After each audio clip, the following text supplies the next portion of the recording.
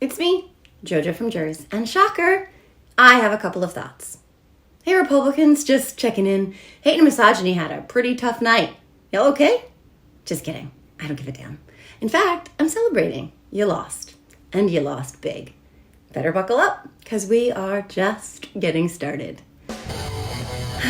Last night was a very, very bad night for Republicans and a very, very good night for America. It's impossible to overstate just how huge the wins were in elections all over this country yesterday, up and down the ballot.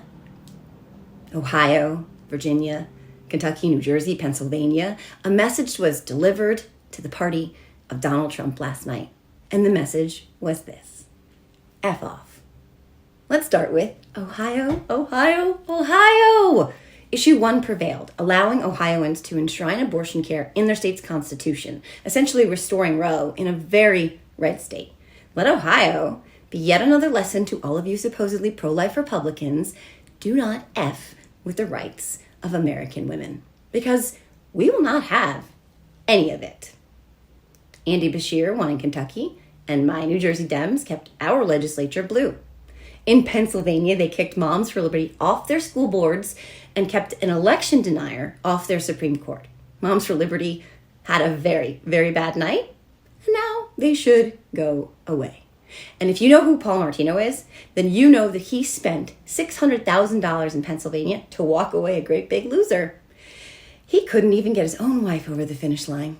Probably not the first time he's been able to help her finish strong.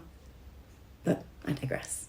Hey, Paul, go back to designing video games about hookers and leave the education of our kids to the grown-ups.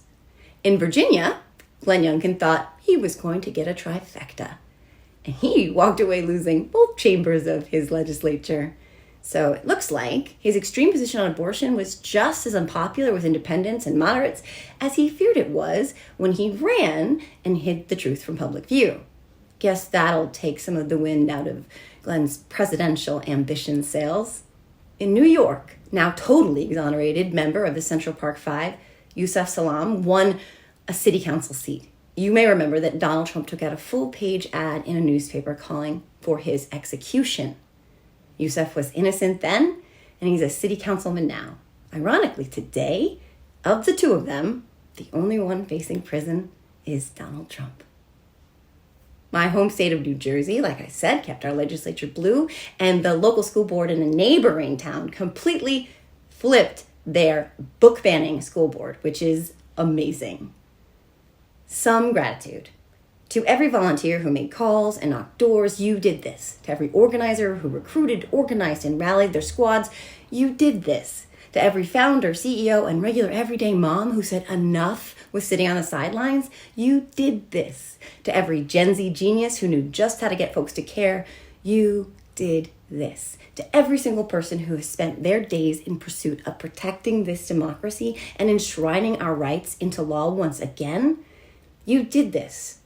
To every Democratic candidate running who knew they could make a difference, you did this. You all did this. And that is what this is supposed to be all about. Doing something for good. In this moment, I am so proud to be an American.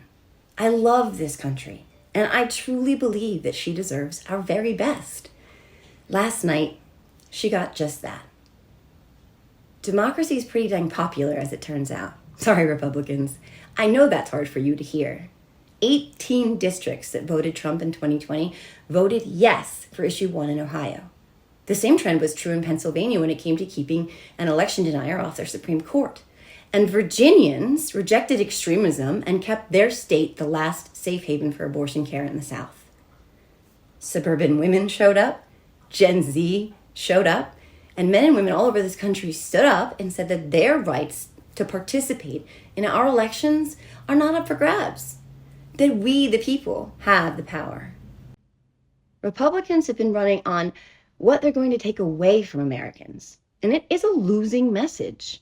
You win when you are for something, when you want more for people, not less. And that is why Democrats won all over this country yesterday. And it's why they'll win in 2024 too. That concludes today's rant from me. Starting today, you can look for these shorter videos Monday through Friday, with my Are You Effing Kidding Me podcast episode dropping on Saturdays at 12:30 Eastern. See you tomorrow.